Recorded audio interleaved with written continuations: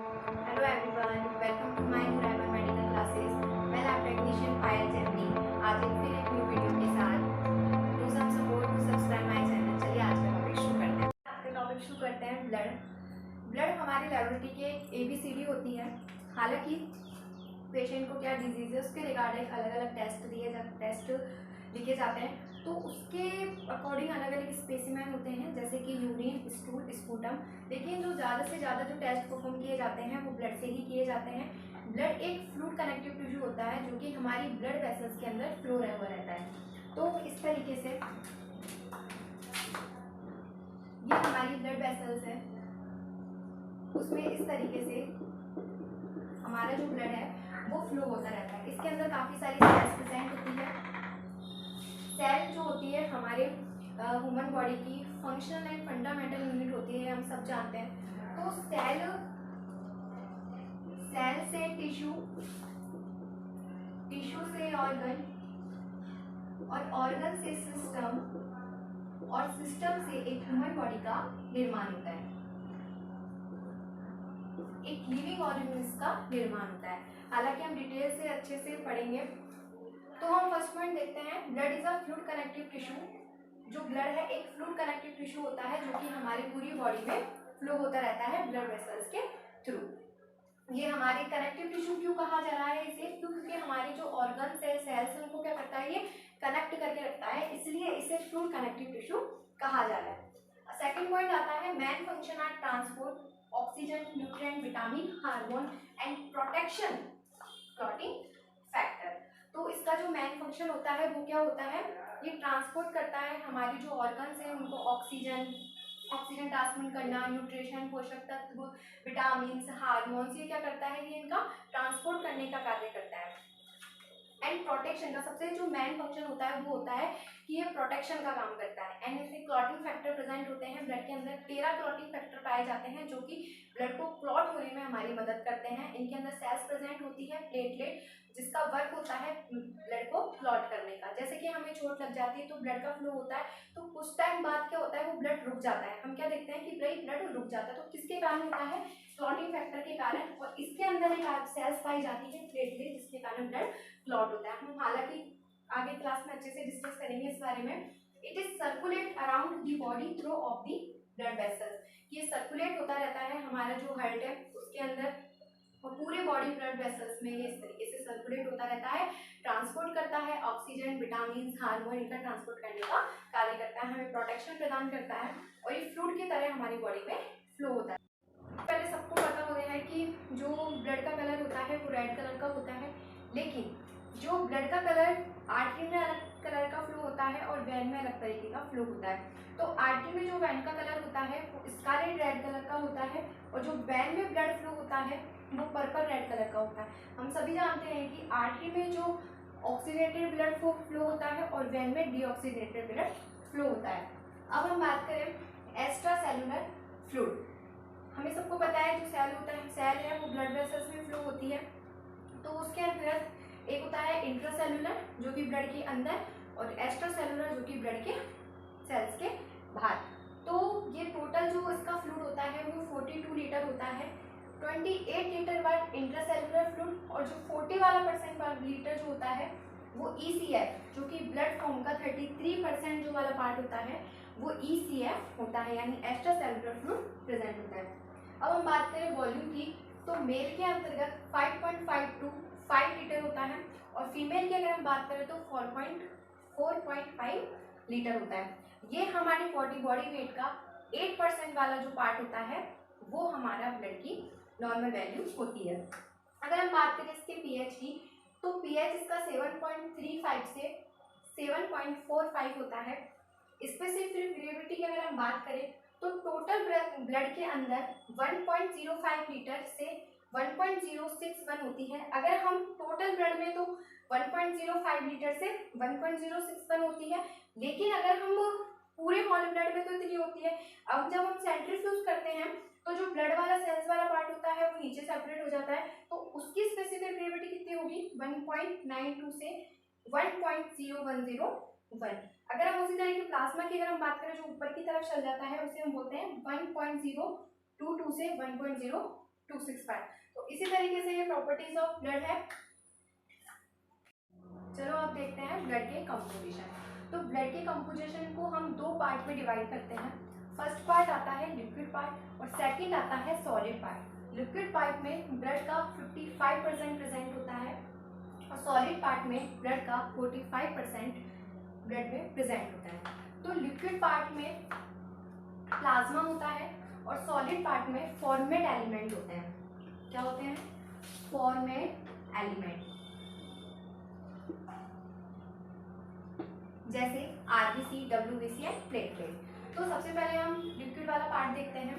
Plasma के अंदर water, protein, solute ये सब प्रेजेंट होते हैं। और जो सॉलिड पार्ट होता है जिसके अंदर erythrocyte, RBC, leucocyte, WBC and thrombocyte, platelet.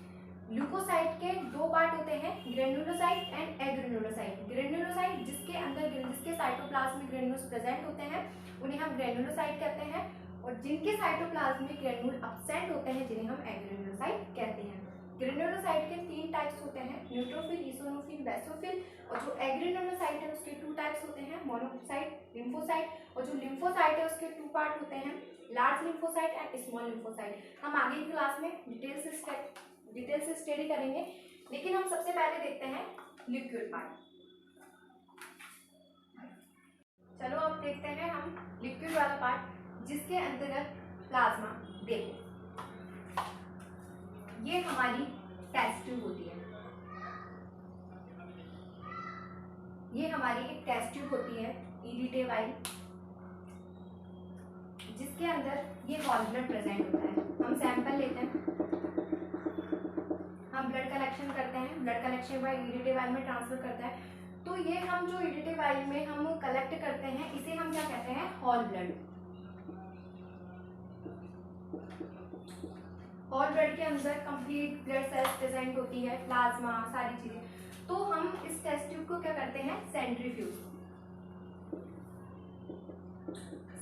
करते हैं।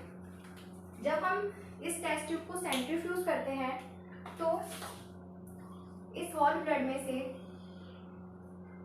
जो आरबीसी वाला पार्ट होता है वो तो नीचे सेडिमेंट हो जाता है, इस तरीके से नीचे सेडिमेंट हो जाता है। और जो प्लाज्मा वाला जो पोर्शन होता है वो ऊपर आ जाता है। जो हमारा प्लाज्मा वाला पार्ट होता है वो ऊपर आ जाता है। और जो बीच में जो ये व्हाइट सी जो लेयर होती है ये हमारा बफी कोट होता है। इस तरीके से जो ये व्हाइट सी लेयर होती है ये हमारा बफी कोट होता है। हमने क्या किया? पेशेंट से ब्लड कलेक्ट किया, ईडीटी वाइल में लिया। हम वाइल को क्या करते हैं? ट्यूब को क्या करते हैं? हम सेंट्रीफ्यूज करते हैं। ये हमारा पूरा हॉल ब्लड होता है इसके अंदर। जब हम इसको सेंट्रीफ्यूज करते हैं तो आरबीसी वाला जो पार्ट होता है वो नीचे सेडिमेंट हो जाता है, जो प्लाज्मा वाला जो पार्ट होता है वो इस तरीके से ऊपर आ जाता है। और जो बीच में जो व्हाइट वाला पार्ट होता है ये बफी कोट होता है। तो ये जो वाला पार्ट है ये आरबीसी है जो कि 55% होता है, 45% होता है। और जो प्लाज्मा वाला पार्ट होता है ये ऊपर जो है वो प्लाज्मा वाला पार्ट है जो कि 45% प्रेजेंट होता है। और ये जो बीच में जो वाला पार्ट होता है बफी कोट वो 1% प्रेजेंट होता है, जिसके अंतर्गत डब्ल्यूबीसी, प्लेटलेट आदि प्रेजेंट होते हैं। तो हम आज की क्लास में ये प्लाज्मा वाला पोर्शन देखेंगे। प्लाज्मा वाले पोर्शन के अंतर्गत वाटर 92% होता है और जो प्रोटीन होती है वो 68% होता है और जो सॉल्यूट वाला पार्ट होता है वो 1% होता है। तो वाटर तो 92% पार्ट होता है। तो जो प्रोटीन होते हैं वो 3 टाइप की होती है, एल्बुमिन, फिब्रिनोजन एंड ग्लोबुलिन। तो जो एल्बुमिन होता है उसका ये फॉर्मेशन किसके द्वारा होता है? लीवर के द्वारा। इसका जो मेन फंक्शन होता है वो ऑस्मेटिक फ्रेजिलिटी को मेंटेन करने का होता है। ऑस्मेटिक जो प्रेशर होता है उसको मेंटेन करने का होता है। और जो फिब्रिनोजन होता है उसका फॉर्मेशन भी लीवर के द्वारा होता है, लेकिन ये ब्लड क्लॉट करने में हेल्प करता है। जो ग्लोबुलिन होती है वो 3 टाइप्स की होती है, अल्फा, बीटा, गामा। ये जो अल्फा और बीटा होता है वो ट्रांसपोर्टेशन में हेल्प करती है और जो गामा होता है ये जो प्लाज्मा बी लिम्फोसाइट होती है वो उसके डिफेंस में काम आती है। जैसे कि कोई भी एंटीजन जो वायरस है हमारी बॉडी में एंटर करता है तो एक एंटीबॉडी डेवलप होती है, उसके अगेंस्ट उसको किल करने के लिए एक एंटीबॉडी प्रोड्यूस होती है। तो उसके डिफेंस में ये जो गामा वाला जो ग्लोबुलिन है ये प्रेजेंट होता है। तो इस तरीके से आज की क्लास में हमने प्लाज्मा वाला पोर्शन देखा। आज की क्लास में हम सॉलिड वाला पार्ट देखेंगे, जिसके अंतर्गत हम सेल्स के बारे में डिस्कस करेंगे, एरिथ्रोसाइट, ल्यूकोसाइट, प्लेटलेट अच्छे से डिस्कस करेंगे। ये चीज़ें आपको समझ आई कि हमारी ये होल ब्लड है, होल ब्लड जिसके अंतर्गत सारी cells, WBC, platelet complete whole blood के अंदर प्रेजेंट होती है। जब हम इस होल ब्लड को सेंट्रीफ्यूज करते हैं तो ये जो आरबीसी वाला पार्ट होता है, जो फॉर्मेंट एलिमेंट है, जो 45% होता है वो नीचे सेडिमेंट हो जाता है। देन जो प्लाज्मा वाला पोर्शन होता है वो ऊपर की साइड आ जाता है, और जो बीच में जो व्हाइट वाला पार्ट बचता है वो बफी कोट होता है। एक बफी कोट एक लेयर बन जाती है जिसे हम बफी कोट कहते हैं।